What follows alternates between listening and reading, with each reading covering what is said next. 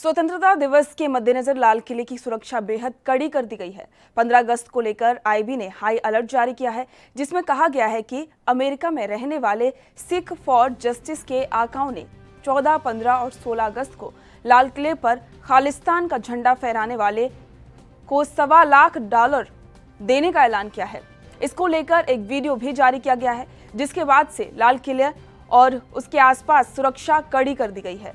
स्वतंत्रता दिवस जैसे जैसे नजदीक आ रहा है, वैसे ही दिल्ली पुलिस समेत सभी सुरक्षा एजेंसियों ने चौकसी और बढ़ा दी है।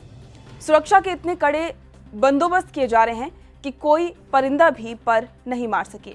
दिल्ली पुलिस सिक्योरिटी ब्रांच के वरिष्ठ अधिकारी के मुताबिक लाल किला के 3 किलोमीटर की परिधि में सभी घरों और दुकानों में जाकर वहां रहने वाले किराएदारों और अन्य बाहरी लोगों का पुलिस सत्यापन किया जाता है।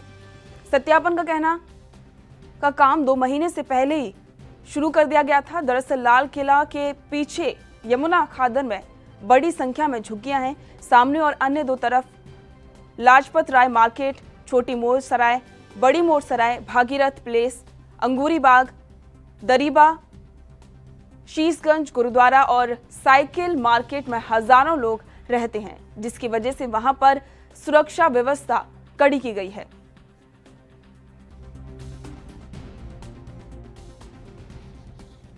दिल्ली में 15 अगस्त की तैयारियां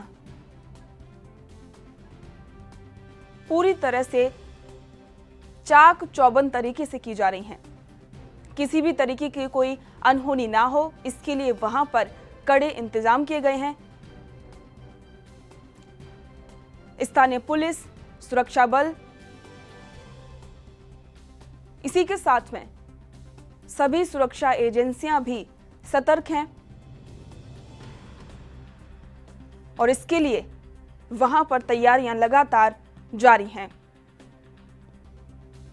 हर बार की तरह इस बार सुरक्षा तो कड़ी की गई है, लेकिन इस बार लाल किले पर ज्यादा संख्या में लोग मौजूद नहीं रहेंगे। पुनीत मोहन हमारे संवाददाता इस पर और जानकारी के लिए जुड़ गए हैं। पुनीत जी, 15 अगस्त की तैयारियां चल रही हैं दिल्ली में, इसके लिए क्या अपडेट है? देखिए, सीधे तौर पर जिस तरीके से 15 अगस्त का जो पर्व है वो हर साल खासा रौनक के साथ मनाया जाता है, लेकिन कोरोना काल के चलते इस बार इस रौनक में कमी रहेगी। दिल्ली का जो लाल किला है, जहां पर ध्वजारोहण होगा, वहां पर आम आदमियों की भीड़ नहीं होगी, क्योंकि सीधे तौर पर मनाही है।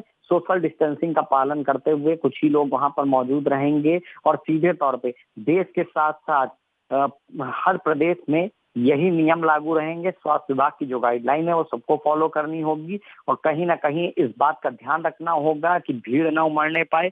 जो प्रोग्राम्स होते थे लाल किले पे, गेटवे ऑफ इंडिया पे और देश भर में, देश के तमाम प्रदेशों में, तमाम जगहों पर, पंजाब में, बाघा बॉर्डर में, वो सब प्रोग्राम बिल्कुल रद्द किए गए हैं, क्योंकि भीड़ नहीं होने देनी है। और कोरोना से जिस तरीके से हमारी जंग जारी है, उसे जीतने के लिए हमें सोशल डिस्टेंसिंग का पालन करना होगा।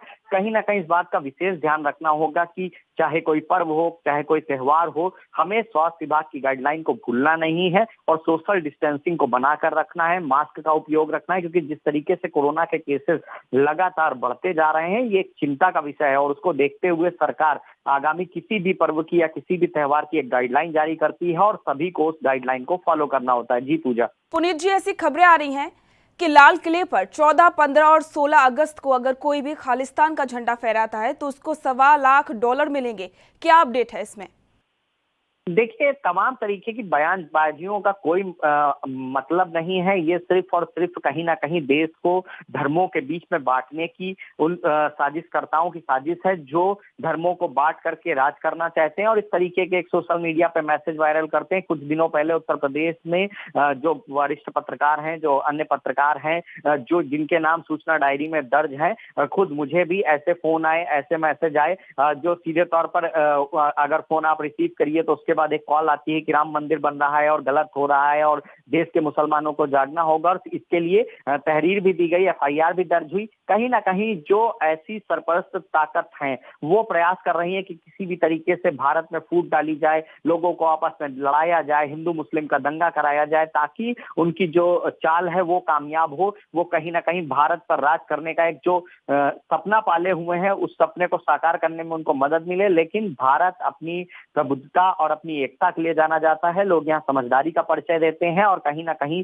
जो भी सरकार होती है उसके जो भी दिशा निर्देश होते हैं उसका पालन करते हैं। और सीधे तौर पर इन तरीके की बयानबाजियों का किसी तरह का कोई मतलब नहीं है, क्योंकि दिल्ली के लाल किले पर खालिस्तान का झंडा फहरा पाना संभव नहीं है। हमारी सेना, हमारी दिल्ली पुलिस बिल्कुल अलर्ट मूड पे है और जो भी इस तरीके की हरकत करेगा उसे उसी भाषा में जवाब दिया जाएगा। जी पुनीत जी, एक बार फिर 15 अगस्त को प्रधानमंत्री नरेंद्र मोदी लाल किले पर झंडा फहराएंगे। इसको लेकर वहां पर किस तरीके की सुरक्षा व्यवस्था की गई है?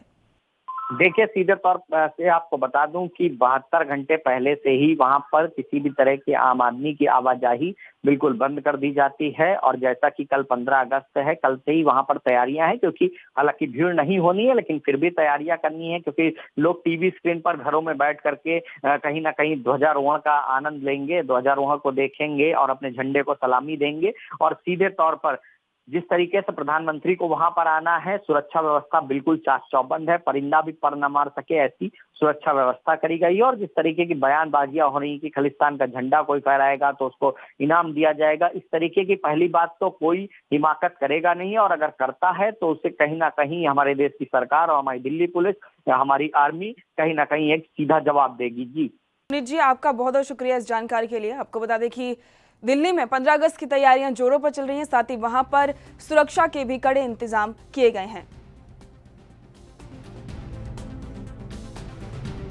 देश दुनिया की खबरों के लिए एएनबी न्यूज को सब्सक्राइब करें और बेल आइकन दबाएं।